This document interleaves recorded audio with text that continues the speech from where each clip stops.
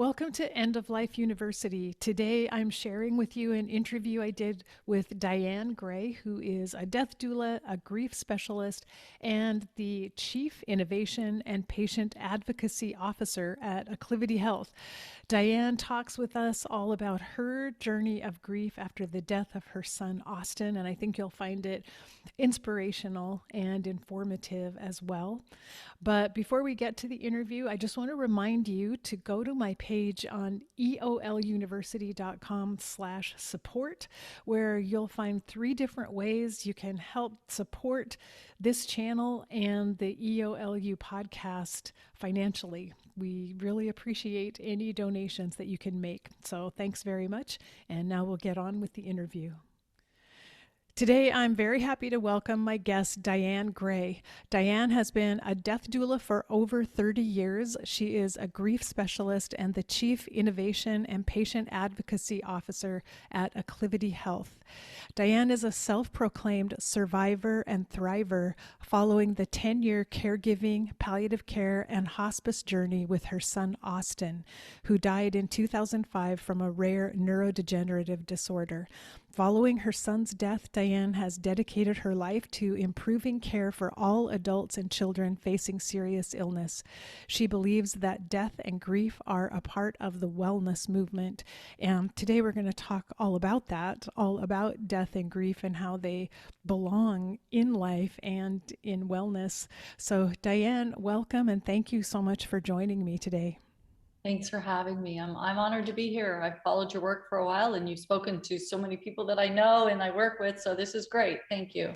Yeah, well, I'm really interested to hear your story and from your bio that you refer to your journey as surviving and thriving after what I just have to say has to be every parent's worst possible nightmare. And so I would appreciate it if you would just talk a little bit about the surviving and the thriving and how you managed that in that entire process. Uh, I think if it had to quote someone else's very famous book, it was the best of times and it was the worst of times, right? And I think that like many people, we get a diagnosis and in my son's case, he was given the diagnosis at when I was 30 years old. And I was told he had retinitis pigmentosa, which because I had studied it in college, I studied sports medicine, sports management, and was fascinated by neurology of all things and not much else. But learned about retinitis pigmentosa, and my son would fall down all the time, took him to several doctors. The first pediatrician said, get him out of those kids. You're an overreactive first-time mom. It's like, oh my gosh, maybe I am. No. 3 years later, through spinal taps, many tests, the fabulous Dr. Bascom Palmer told us that he had retinitis pigmentosa, but that was the tip of the iceberg. A year and a half later, we found out that he had a rare 1 in a million, statistically 1 in a million, neurological disorder called NBIA disorders. And the short of it is that it's in the basal ganglia. I had studied that in college, knew what was going on. And long story short, they told me that his prognosis was that he would have at most 2 years to live, which meant that he would die when he was 6, turning 7. But that's not what happened. Austin actually lived until he was 14. We made some great decisions, and in hindsight, we made some not so great decisions. I lost my marriage, my home, I lost everything, and yet gained everything. And Austin died in 2005. Unfortunately, he stopped walking the last 5 years of his 7 years of his life. He stopped eating, swallowing, talking between the ages of 9 and 14. He was in bed for 5 years. We had at-home hospice. The pediatric palliative care and pediatric hospice regs are different, as you know, than adults. They can be on hospice, kids can, for long periods of time. Austin was on morphine, methadone, phenobarb, baclofen, Ativan, something around the clock, because his specific disease causes intractable pain and suffering. Most physicians say that they never ever want another child with that disorder. Please don't refer them to me, even though they feel great empathy and sympathy and compassion, certainly. Austin suffered in 4-hour cycles of excruciating pain, and that the morphine just didn't touch, and they were sure that we were gonna, something was gonna happen and that the medication would kill him. It didn't. So the short version is that Austin was injured by not one of our regular team nurses through hospice. We had a visiting nurse because there is a shortage of pediatric hospice and palliative care nurses in our country. And the nurse turned him and caused an injury that we could not find through traditional diagnostics. And it was determined then that Austin was also dying. And so through hospice's help, we removed nutrition and hydration. And that lasted 18 days. And Austin died peacefully in February of 2005. Oh my gosh. Wow. So you, on that journey, you became really an expert in so many ways in caregiving, but in loss, continual loss and anticipatory grief, I'm sure, and then dealing with all of the grief experience afterwards, after his death. Sure. I mean, I think also too, though, and I have to credit my mom for teaching us this, that, life is often a two-sided coin, and through faith, we know there's dark and light. If we use coins, there's the heads and the tails. I mean, yes, it was wretched, a wretched experience. I mean, seriously, poop flying off the bed, this is a doctor, dying is hard work when the body is struggling to live and struggling to die and fighting itself constantly. There's always an orifice that has something going on, and sometimes all at the same time. You see the best in people, you see the worst in people. The people you think that will be there for you can't handle it, don't show up, can't be bothered, can't face pain, can't face suffering. It looks like their child, it reminds them of something. Or the people you least expect, like, show up as your neighbor next door. And we had a doctor who moved in next door. She was a podiatrist, but she would come and do her charts at 4:30 in the morning, so I could sleep between 4:30 and 7:30 in the morning. So I got 3 hours of solid sleep for a couple nights a week, because we didn't have care often, especially ages 0 to 10. And Austin was cerebral. He was cognitively intact. He understood what was going on, including the day he died. I told him that I need you to go. I need you to go be for our family. This is my family's language, and not to be disrespectful to anyone else, but for our family's language, I said, Jesus is waiting, and I want you to go to Jesus, and I want you to. You've been a good boy and a good son and a good brother. So I want you to go. I will carry the pain of missing you. You go now. And he looked at me like, and we had this communication between, because he couldn't speak the last few years because of, his everything, and his muscles were just not working. But with that said, he could smile and he could blink. So I told him, it's time. I'm deciding for us. Because what do little boys want to do? They want to protect mommy, and they want to stay with mommy. So we made some tough decisions, and he died beautifully. Wow.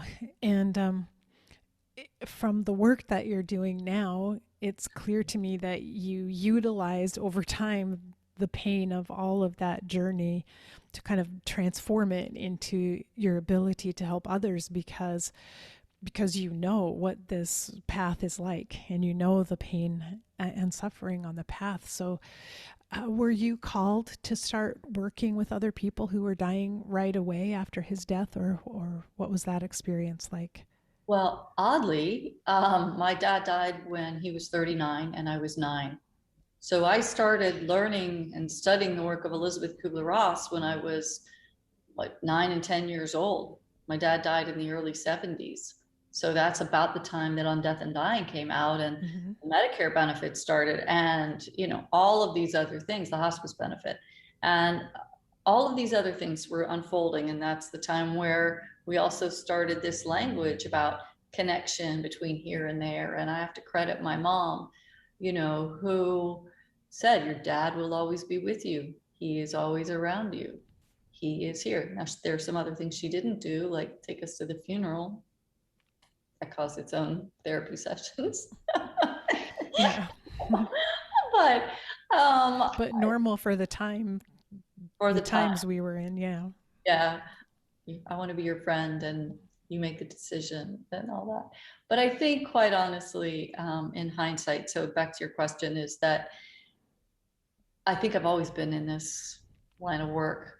So that's why in college, I started helping people who were going to die. Like, I was 19 years old. And I remember this girl was in a car accident when I was a little girl. I was 12. And it was, she died in the car in front of my grandmother's house. And I ran to the car and everybody else ran away. So I think in some way I've always been this person. My dad died. He visited me when I was 14, told me it was going to be okay. I felt at peace ever since. So in college, when there was a suicide on my floor, I ran in and the rest of the screaming girls on my floor ran out. And death is not the enemy. Suffering is the enemy. If there's an enemy, suffering is, you know, physical suffering. So, Exactly. And so it sounds like this has been your path, really, and you've followed it. You've been willing to follow it, and willing to do what is before you. It sounds like stepping out and helping the people who come across your path who need your help. yes and no, quite honestly, because I remember my best friend, when Austin died, my best friend said, we walked in one night after the movies and she said to me, what are you going to do now? And I was like, wow, like sobbing. And I said, I'm going to lay down on the sidewalk in front of my house and never get up. And so then someone from Harvard asked me if I would do a case study with them as a presentation. And I said, bioethics, right? Because of my path. And I said, sure, but I'm going to go back to my other life after that. And then somebody connected me to some committee, and someone else connected me to back then, the Children's Hospice and Palliative Care Network. And they said, will you be on our board? And I said, yeah, sure, but I'm going to go back to any other life, right? Because that was, you know, I'd had it. And that was in 2005. So here I am still, you know. Say, here you are today, and Yeah. you haven't gone back yet. No, I mean, I had an opportunity in 2018 to go in a completely different place, doing social emotional learning for children all over the world and running a foundation. And Jeremy Powell with Acclivity Health Solutions showed up at my house in Nashville, knocking on the door saying, but I want you to come work with me. And I said, nope, I think I'm finally out of the hospice field and I'm on to this next, you know, chapter. And he said, no. And I said, no, I started my job. I'm starting a job on Monday. And he said, here, I just need to talk to you for 5 hours. It's like, and sure enough, by the end of the talk, I said, fine, you know what, I'm still in. And so here I am, you know, but to be clear, it's not the life experience. The life experience informs my empathy and compassion. But I've also taken a gazillion courses in Long Beach through, there was a panel, IPSY, back in the whatever 2000s. You know, I did IPSY panels. I took classes on pain management. I did go to college and studied, you know, the nervous system and pathways in the brain and every anatomy, phys, kines, pre-med, and have taken a bunch of courses on grief work and grief specialist classes, and became a certified death doula or end of life doula, and taken courses on communication and end of life. And, you know, so I think that's as important, and just the personal part informs the empathy and compassion, if that makes sense. Yes, so you have the experience and the wisdom of your experience, but you've added a lot of knowledge to it by intentionally seeking out training and teaching to learn what else you needed to know, Mm-hmm. which makes a lot of sense. And one thing in your bio that I really liked is the statement that death and grief are a part of the wellness movement. And I love hearing that because I have an issue that's many times I don't hear that coming from the wellness movement. In fact, I sometimes hear wellness coaches who are afraid of talking about grief and afraid of the subject of death. And I feel that we do such a disservice if we leave that out. As you said, it's the other side of the coin. It's half of our existence. It's part of the cycle of life. And so talk a little bit more about what that means to you, and how can we do a better job of incorporating death into the wellness movement? Sure. So Elisabeth Kubler-Ross wrote this phenomenal document called the Dougie Letter. It's handwritten in markers. A long time ago, a little boy named Dougie wrote to Elisabeth and said, you know, why is there death and why do children die? And she basically wrote this beautiful document and said, you know, just as life is about circles and seasons, and, you know, a ship may go from our sight, but it doesn't disappear. It's right. So if you look at the concept of a quadrant, right, we're intellectual, emotional, physical, and spiritual beings, basically. So when we say that there is death as part of wellness, it's that, first of all, my experience is when people finally make those plans and create a will or a living will, or they decide upon a healthcare proxy, even if the rest of the family's angry about it, you know, they acknowledge the wholeness within themselves. They acknowledge birth and rebirth, if we don't, you want to use the D word, you know. If a person is a Christian, I use death as a rebirth. Why? Because it's a birth into your next chapter of your soul. If you're a Christian, the Buddhists believe in reincarnation. You know, we can just go on and on down that. But also, too, cells, our cellular structure was created to disintegrate. There are cells that don't regenerate. Like, that's science, microscope. Like, let's look at it on a slide. Some live, some die, and when they die, they're done, you know. It is the way it is. We'll never have another, you know, April 13th, 2022, at whatever time this is, right? We won't. This is it. The minute dies. So when we start accepting that, we grow to appreciate life, breath, even pain, even suffering. We start to integrate meaning, which is the work of Viktor Frankl in logotherapy.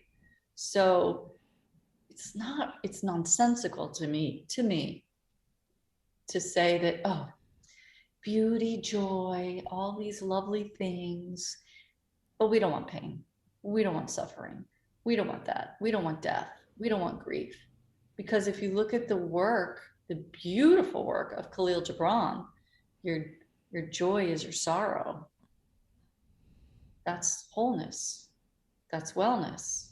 That's acceptance. That's making peace with the totality of the experience. And then watch out, then look and see who one can become. But I find that when we don't acknowledge the entirety of our existence, we're really living only to a certain extent or percentage of our capacity, because we're not allowing for this. It's so true. We can't be whole if we're in denial of this part of our existence that is true, universally true. Everything in the universe dies that is material. And so we can't possibly be whole if we're shutting that out of our awareness and using up our energy just to deny that truth and that fact that we will die one day, it's such a waste of our time and our energy to deny what's true, and even denying the most essential part of our humanity in a way. Well, that's right. And I mean, I find too, so as a death doula, I do death doula work a little bit differently. I work virtually. I almost never meet my clients. I speak with them from maybe, I have a 6-month time limit basically. And that's intentional. I'm not there as a crutch. I'm there to help inform and lead and mentor, kind of like Alan Wolfeld's companioning. We'll walk alongside, right? I do help bedside in some, this is the era of COVID, right? So a lot has changed. But I found that the people who go through the dying process with more grace and peace are those people that have come to at least an acceptance that life is finite. Life as we know it on the planet, standing, walking, being in this, and that doesn't have to do with religion. That's just that they come to an understanding that cells were designed to only live for a certain period of time. And that's how it is right now. And I found too that, well, some people come to their dying process already aware of how finite life is. But in my experience, a lot of people have this awakening when they receive a terminal diagnosis or as they're approaching the end of life, and it becomes real to them finally. And I don't know if you've seen that in your work, but that's when people start to begin to grow a bit at the very end of life. It's beautiful. I call it that they blossom, mm-hmm. right? Elisabeth Kubler-Ross used to say that people pop. Mm-hmm. It's where they get to this part where all of a sudden there's an illumination. They say things and they become people that they never expected to be. Even Elisabeth Kubler-Ross, quite honestly, was, I want to die, I want to die, I want to die. And for 9 years, she had a series of strokes. And at the end, she said, okay, I kind of get it now. People are going to, they're going to care for me too. And it's okay. I might want to stick around for a little bit here. And that's when she died, right? Because there was this peace that came from the situation for her. Yeah, and this role reversal in a way of having to be the patient and allow other people to give to her and take care of her after so much work that she had done for her lifetime for others. Absolutely. We were talking a little bit about the work of Elisabeth Kubler-Ross, and I know that you mentioned that that's been helpful to you for a long time, even before your son died or before you knew that you were on this journey. But I was curious to know if there were any other tools that have been helpful to you as part of your grief process, or other things you've used to help you grow and deal with grief.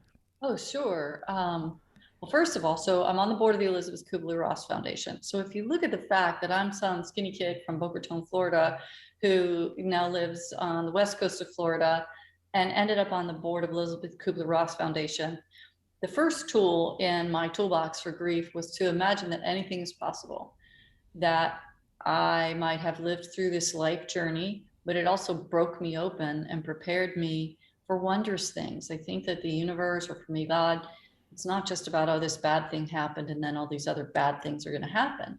It also prepared me that, yes, just as I had a child with a rare 1 in a million disease, and you might know somebody that died as a result of X, amazing other things could happen, like the fact that you're doing a podcast now, right? Neither of us are in our 20s, and here we are, and who knows what the next adventure is and the next adventure. And what it did was, this whole concept of being open to the adventure versus always looking for the gloom and doom is based on fabulous research on resiliency. And, we know that being resilient depends upon a few things. First of all, I exercised through my grief. Okay. It was mighty tempting to lay on the couch and not move for the rest of my life. But when I one day woke up and I thought, oh gosh, actually it was an expletive. Um, you know, how I grieve is on me. Great. That's the truth of the matter. How I grieve was on me. I couldn't change the fact that I was grieving because the death obviously happened, and not just the death, the 14 years before, but that it was on me how I was going to get through it. I mean, it's just basic science. Endorphins. I exercised, I felt better. Period, full stop. Okay, did I want to feel better or did I want to feel horrible? Yeah, there were days I wanted to feel horrible. So I stayed in bed and watched Hallmark and got up and got to work and came home and took care of myself, had hot tea. And the more I drank alcohol, that was science. Okay, you want to be depressed? You drink. You don't want to be depressed? Don't drink. It's really not in all. Well, the reason I'm making it sound kind of like that is that the emotions were so big. Mm-hmm. Grief is hard. Grief is ugly. It is messy. I yelled at the water department lady. I'll never forget it. Why is my water shut off? She's like, ma'am, you didn't pay your bill. Yes, I did. And I went back in the file and I had not paid my bill. Why? Because I left my passport in the freezer. I ran my bike into something. Grief makes your brain into scrambled eggs sometimes. Mm-hmm. And so I needed to figure out, like, okay, I am not doing this way. So exercise, what I put in my body was important.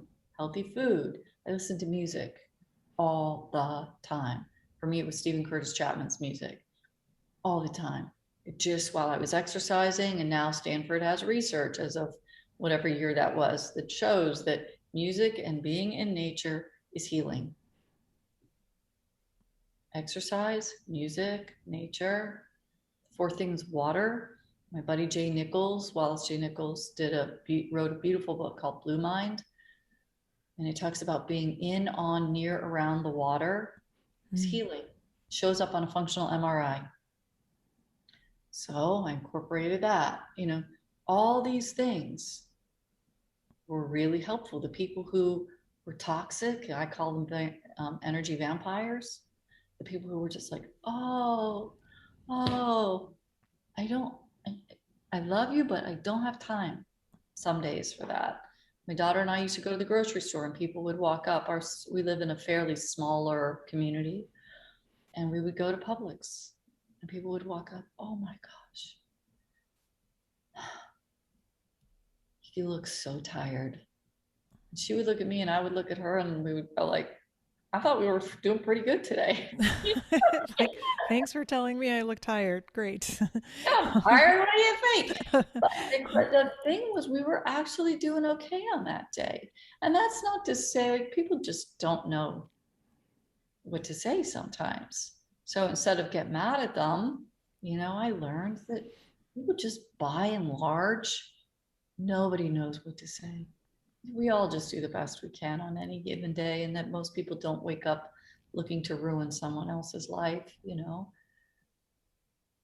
So that was my basic toolbox. And I like that they're simple tools because, for one thing, you're not in a frame of mind to do anything very complicated or that has a lot of steps to it. It's like, it's simple. Go outside, go for a walk, be in your water, listen to some music, and you just repeat those things over and over every day as you're working your way through. So I also was blessed, though, to meet some great therapists and one or two really not great therapists. I mean, it's just ludicrous. And I think, what I tell people as a grief specialist is, look, I apply the philosophy of be a good neighbor, be a good spirit. And the reason that I apply that is that you're not going to like every neighbor. You're not going to like every friend. You're not going to connect with every person. Excuse me. I'm trying not to sneeze. Oh no. No. So anyway, the gist of it is that we try, therapists may not all fit with everyone. So go to the next person. It doesn't mean that therapy is bad. Therapy works for some people. it doesn't work for others. And just as in everything, as you were saying, you'll resonate more with certain people than you do with other people. So we just have to find those people that are on our wavelength. Absolutely. So it's not to diminish the things that do cost money. Like, I do believe in therapy, and I did end up having a great therapist who at least listened to me in my sobbing years. But one of the people that I met, Dr. Gloria Horsley, she's a part of the Open to Hope Foundation. She changed my life forever. Basically, she used to call me on Sunday night, which used to irritate the hay out of me during those years, because Sunday was family day in my life. And it always had been. When my kids were little and my son was alive, Sunday was family day.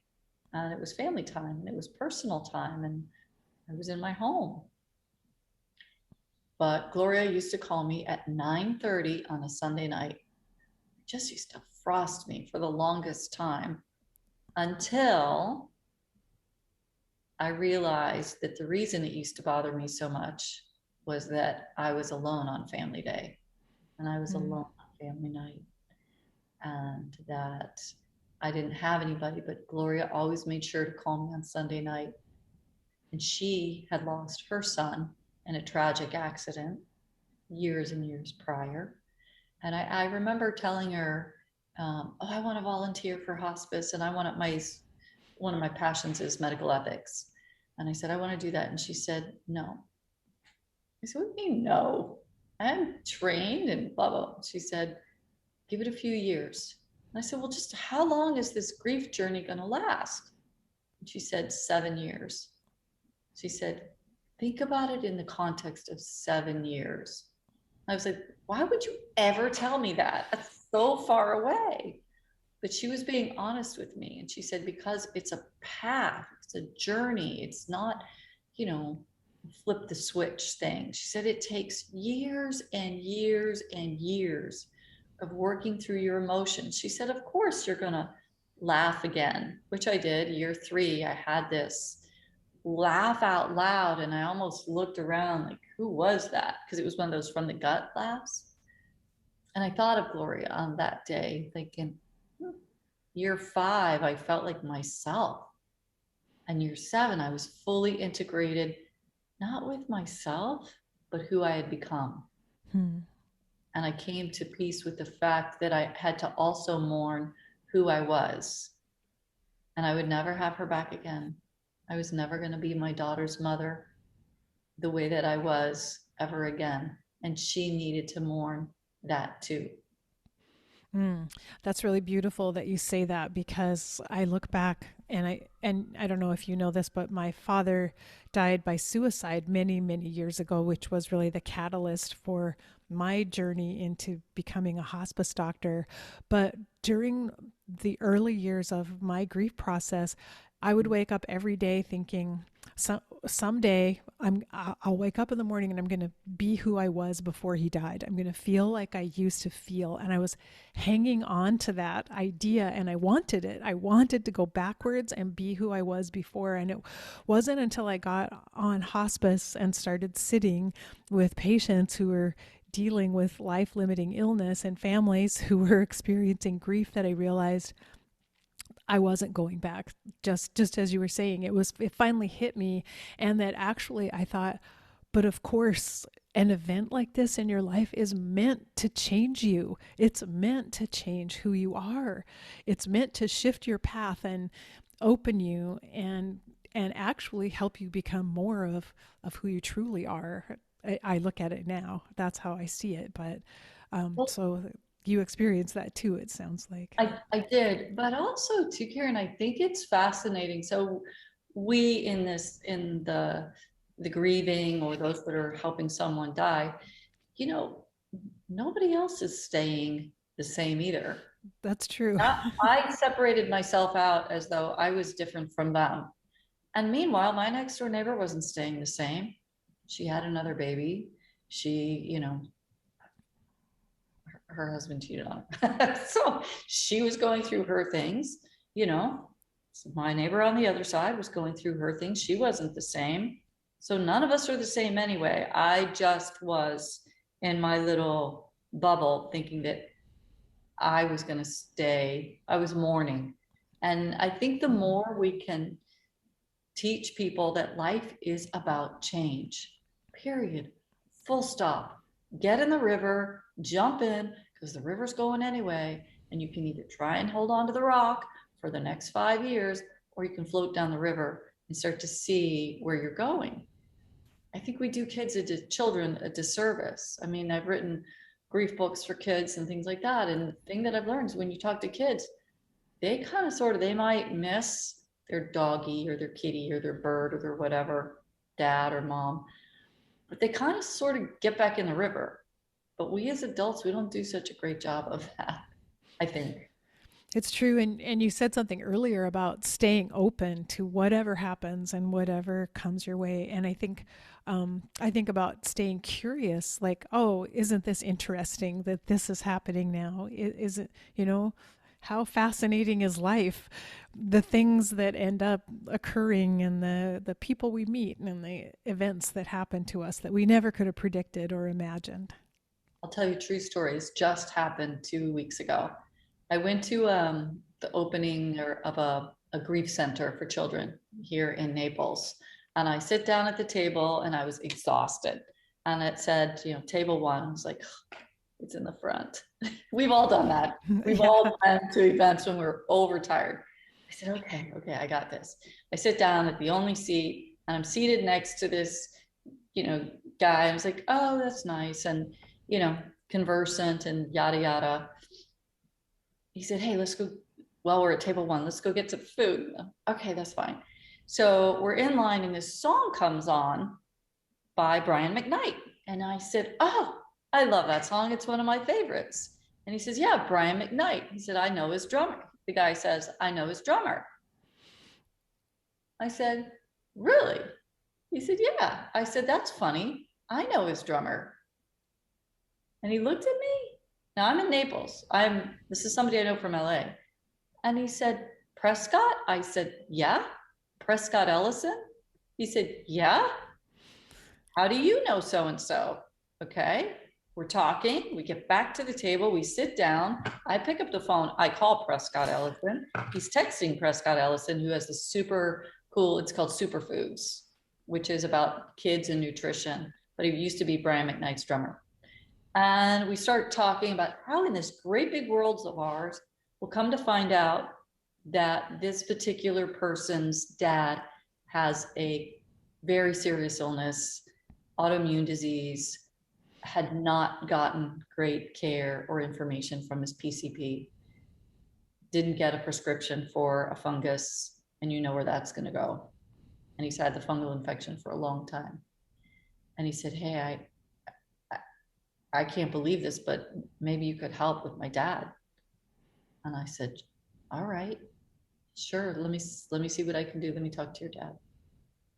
See what I'm saying? Get the PCP. The next day, the PCP calls in the prescription after not doing it for weeks and weeks and weeks on end. Dad's on the antifungal, etc. Call NORD, National Organization of Rare Disorders. How would I have known about that? Well, because my son had a rare disorder. I wrote an article with NORD for the AAP. NORD says, hey, we have some of the best specific autoimmune disease doctors actually in South Florida at these 2 locations. Here are their numbers. The dad is now connected with these 2 amazing physicians in Tampa that are part of this network of doctors. But that's how I think it works. If I stop to look at, oh, woe is me, my son died and that's the end of my life. No, it's not. It's not at all. It's that I go to some event and you go to an event, or you talk to someone, or somebody listening to this says, oh my gosh, I met so-and-so in the grocery store, or my car broke down on the corner of X, but I met person Y, and I have the secret sauce to help them with this one little part of their life. Maybe they just needed a smile. Maybe they needed the door opening. Elisabeth Kubler-Ross gave a talk in Australia and, was there doing the Q&A afterward. And this flight attendant went back to her hotel where Ken Ross, Elizabeth's son, was staying in the hotel, and she called Elizabeth's room. And Ken answered the phone because Elisabeth hadn't returned yet. And she was a flight attendant. And she said, "Hi, my name is so-and-so. And I just went to see your mother talk at this lecture hall in Australia, in Sydney. And she said, I just want to tell you that I was going to kill myself. Wow. But I went to hear," yeah, it makes me tear up. True story. "I went to hear your mom talk. And she said that every life has meaning and that we need to search for the meaning and the purpose." And she said, "So when I got back and I had listened to your mom and I got back into my room, there was a butterfly inside my hotel room with all the doors closed and all the windows closed. And I can't explain it, but I took that as a sign that I need to dedicate my life to human service." And she became a hospice volunteer. Wow. Wow. Mm-hmm. That gives me goosebumps. So your life, Karen, your experience, your podcast, your work, the people you talk to, the people who are listening, it's all connected in some way. I know it's true. I hear these stories every day of my life. And the what and the how to do with it, what do we do with it, requires listening as much as it does talking. Yeah. Oh, it's so true. I had something similar happen of speaking at an event in St. Louis and meeting some people there, including this amazing hospice nurse. And then randomly 2 weeks later, getting a phone call from someone in Minnesota who ends up telling me her brother is in St. Louis needing hospice care and hasn't been able to get anyone to refer him for hospice care. Oh, but I just met this amazing nurse. So, it's very similar. I was able to connect them. He got on hospice care immediately, but who knew any of that could possibly happen? And you're right. We do have to pay attention. We have to listen. We have to engage with people and hear their stories, and then retain some of that information to help us so that we can be good conduits for these connections. But I really feel like it's all around us. It's everywhere. We're always at the nexus of some synapses and connections that are forming all around us when we just pay attention. Absolutely. And ask people. I mean, it's a really strange thing that we're going through right now over the last few years with COVID. Sequester, stay to yourself, stay isolated, etc. But that doesn't mean that we can't interact. It doesn't mean that we can just send a text and say, "Thinking about you today, how's your life?" I mean, we can still do it. It's not as fun for sure, but we can still engage and interact, right? Yeah, definitely. And I was curious because in the bullet points I received of things we could talk about, one of the points was how social media helped you with your grieving process. And I think about that all the time, that our social media is another part of our networking. We don't always use it in positive ways, but I was curious to know your take on that. Great question. And when I do these podcasts, that's one of my favorite questions, because I truly feel that one can have a polarized view of media. Many people say, "Ugh, it's all bad. Ugh, it's all good." But it's just like most everything else, in moderation, right? So first of all, your grief is about choice. You want to go down the rabbit hole? One wants to go down the rabbit hole and one wants to be a part of an angry, victimized mentality. Go for it. There are plenty of groups that do that. I just got tired of it after a while.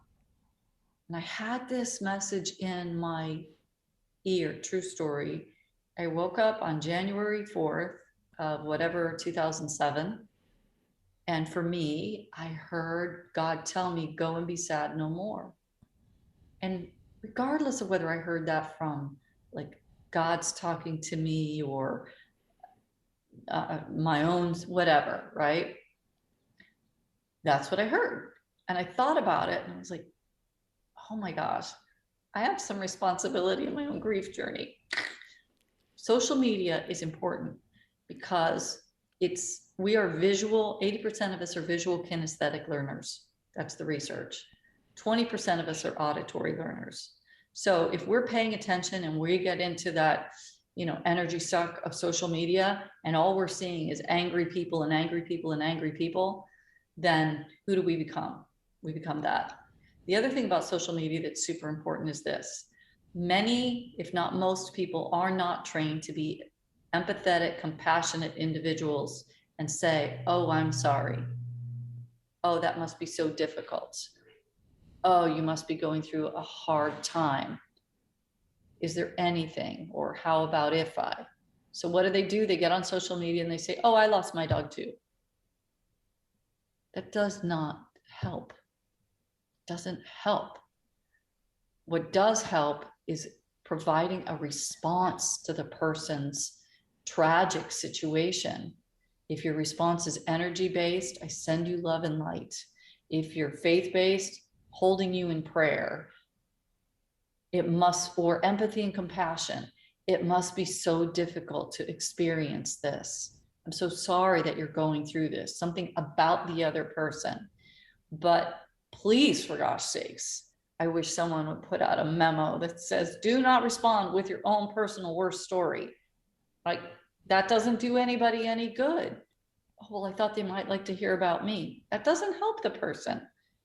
So yes, social media can be positive because there's great content right now on Instagram, on EMDR, on grief, on resources, on psychotherapy. But again, buyer beware. There's also some real bad stuff out there. People who just are looking to polarize and make people angry. And let your gut drive you, and shut that off. And also at the same time, the great thing about social media is that it's available at 3 a.m. and grieving people can't sleep. I don't know about you, but when your dad, completed suicide, did you sleep? Probably not. No. No, Right. no, definitely not. And I do remember when my mom was dying and I was taking care of her. I remember at night laying awake and scrolling through the phone and how just so often I would find exactly the right article or post somehow on social media that someone shared. And I realized something. You were talking about how we're responsible for what we consume, and that includes media. We're responsible to be careful about that and to look for those positive things that will nourish us and just scroll right past and move right beyond anything that's negative and hateful and will suck our energy away from us. That's true. On the positive side, though, too, I think we're at a unique time when technology can be our friend. Now, we have to be mindful, too, that technology impacts our brains. So here's for an example. So if you look at, like, I have something on my phone and my watch that says, okay, here's your usage, right, of social media or your, right? So it's important to be mindful of that because social media it can hit your dopamine receptor in your brain and say more and more and more and more and more. So if we're not mindful of our consumption, just like anything else, we can get on the wrong end of that. But with that said, there's some great apps. So I like to talk about apps real quick. Calm app is phenomenal. Phenomenal. I like the water app. Some people like the fire in it. Some people like the meditation. It's a great app. The other thing is the tapping app. So tapping, you'll see sometimes in the sponsored ads, right? It works. It's neuroscience. It actually works to reduce anxiety, helps improve sleep. I had a client call me last night late, a grief client who's, his mother completed suicide, and, I introduced him to the app, and he said, I fell asleep. I fell asleep while I was doing the app. So the technology is not the enemy. Technology can be amazingly helpful. Just like, so I work for Acclivity Health Solutions, and, in my life too, and they're a data analytics company, and we use AI and machine learning and claims-based data to do prognostication and help hospitals and hospices and PCP, primary care providers, understand when their patients are palliative care or hospice eligible. Which is amazing, which is a huge breakthrough, since that's one of our major issues in hospice care, is not getting people admitted early enough in the course of their illness. What I think that this what I think that Acclivity also does, and the tech, it helps doctors that are on the fence. Well, I don't know. I really don't want Mrs. Smith to go to hospice, or I'll just take care of her myself. It shows people, no, hello, this is her, frailty and meds and all of these other things. And, I want to give you a real life example really quickly of what not having that looks like. And you've seen this a lot. So in closing, I got a referral as an end-of-life doula. The family called me, and they didn't know what they wanted or needed, but they got my name because I had helped somebody who's a celebrity, and I did a podcast for that person. And she said that Dianne, that I had helped her with her mother's passing, which I did. So this person called me and said, my husband is 48 years old, and we've been asking our oncologist for prognosis. They didn't use that word, but that's what they were asking. What do we expect? What's going to happen? Is my husband going to live? And he's down to 98 pounds. And I said, well, when is your next appointment? And they said, it's actually tomorrow. And I said, well, why don't you ask your oncologist at a major city, major medical institution, very well regarded oncologist. Why don't you ask him if I can act as your trained patient advocate, patient navigator? Okay, that would be wonderful. I said, ask him if you can FaceTime me into your thing. I'll sign whatever forms you need to sign forms, and we'll do it that way. So the family gets in there, and no kidding, the wife is 43, the husband's 48, and they ask 3 times for prognosis. The first time the physician says, and again, with compassion and kindness, I'm not painting a picture that he's not compassionate. He's compassionate. He says, well, are you sure you want to know? Now I'm on my little phone here on FaceTime. And then the second time, are you sure? And the wife says, I'm sure. And I said, Dr. So-and-so, would you like to speak with the patient himself, who was not able to eat, et cetera, et cetera. He'd been living in a rehab center and rehabilitation center in a different part of New York. And he had him come in by ambulance to this office.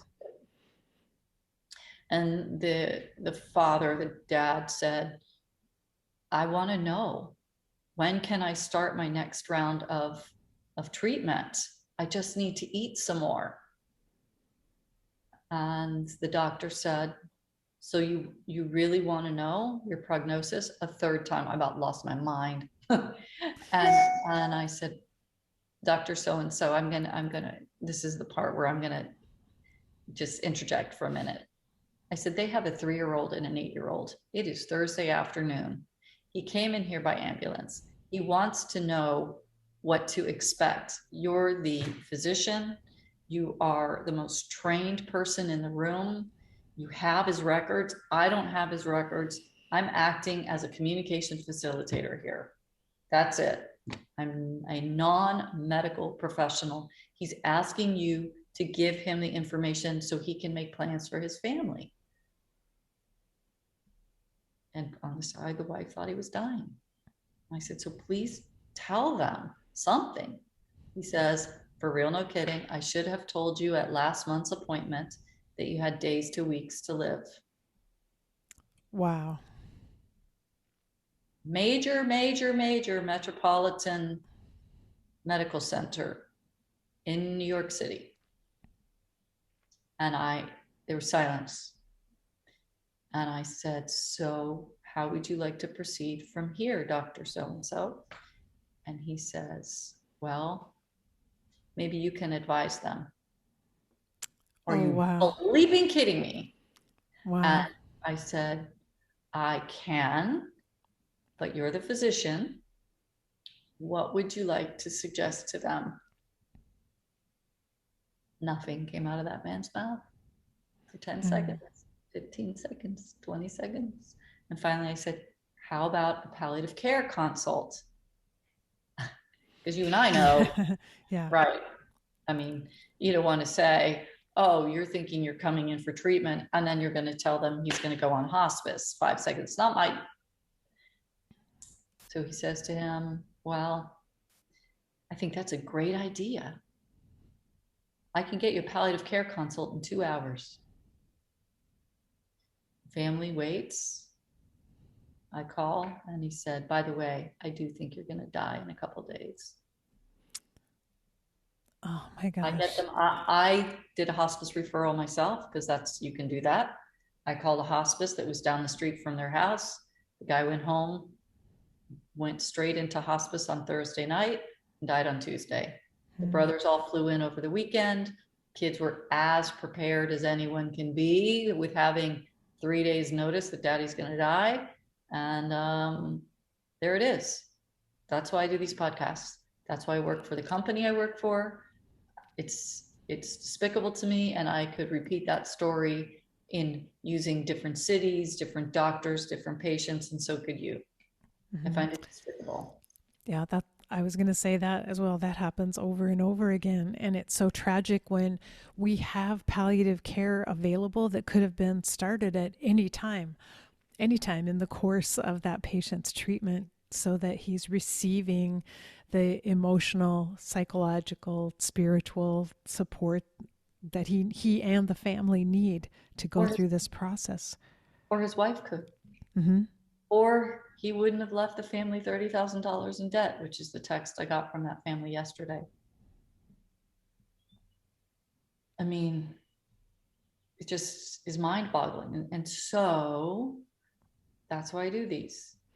And I wouldn't have known about the insurance reimbursement and all the protocols and all the pain management and all of how to navigate the system unless I went through all that mess for 12 to 14 years with my son, you know? Yeah. Yeah. So you have the gift of experience that tells you what you need to know to be helpful to people, but we have this major gap that we're working on with in the medical system itself with physicians. But as you say, the data Acclivity is producing should be helpful, should as we try to educate the medical system. It is. And I think there are a lot of things, and I want to be clear about this real quick with physicians. And um, they're not the enemy. They're kind, by and large, kind, compassionate, empathetic professionals who received less than 1 hour of training on how to have end of life communications with patients and families. They also are human beings, and their own family members have died, or they have children at home, or they have their own families, and they don't want to be the one to tell somebody the quote bad news. But I think that's starting to change. I think the shift is slow, agonizingly slow. But I do think that with the emergence of companies like Acclivity that do have the analytics, it helps prepare doctors and back it up so that when they think that maybe it's right there in their face, if they use it, they can help transition them to hospice and palliative care, which the research shows provides comfort and maybe a longer life by a couple months. Exactly, and helps their loved ones with the grief process as well, just to come full circle back to grief again. It all makes sense, as you said, right at the beginning about incorporating death and grief into all of our wellness care, including in the medical system, that will change everything when we're able to do that. I agree. And we look at right now, we look at the catastrophe that is our mental health and our mental well-being. I call it mental wellness. So let's look at that in our country. So think about the fact that palliative care is available, which includes a social worker, grief and bereavement care, and so on and so on. So you have a family that can receive palliative care, like even the family I told you about with the gentleman with the rare disease and the fungal infection, has been eligible for palliative care for 4 years. Not on palliative care. I did a palliative consult, got him a palliative consult, but still, I'm just one little person. Somewhere, someone should have said, sir, you are in a 12 on pain scale. For gosh sakes, let's get you a palliative consult because your wife is going through this too. It's crazy. Yeah. Well, Dianne, I appreciate what you're doing to make a difference. And that's how it begins. Each one of us, we do what we can and try to have our impact on the system and change things as we go. So I'm appreciative for the work you're doing, and then also for you taking the time to have this conversation, because we're just spreading these seeds, I guess, in the world. Well, thank you. I mean, you're doing great work. I've followed your podcast, and I like the people that you've had on that I've seen so far with Dr. Mulder and some others. And I think what you do is you blend humanity as in the crosshairs with medicine. And that's a hard thing to find sometimes. Right? So thank you for your work, and thanks for having me on today. I appreciate it. Yeah, thank you, Dianne, and good luck to you as you go forward in your work. Yeah, thank you. Thanks. I hope you enjoyed my conversation with Dianne Gray. I was very touched to hear her story and her journey, and talking about everything she lost during the illness of her son, but everything she gained as well, and how she was able to utilize her pain and grief in order to inspire the journey she's taken for the rest of her life and the work that she's doing currently. I found it to be a wonderful reminder that our darkest times, our worst times, as Dianne talked about, can also be a catalyst for growth and transformation. And I also really appreciated her reminder that death and grief should always be part of the wellness movement, because we cannot be whole if we're denying the presence of death as part of life. So anyway, I hope you found that inspirational as well. Remember that I'll be back next week with a new interview. If you enjoy this content, please share it with other people who might also benefit from listening in. You can show them how to subscribe to the podcast on the platform where you happen to listen. Make sure you're subscribed as well. And if you have just a few moments, please leave a rating and review, especially on Apple Podcasts, as that's very helpful for our rankings in the system.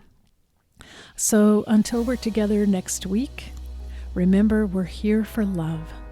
So face your fear, be ready for whatever happens next, and love each and every moment of your very precious life. Bye-bye.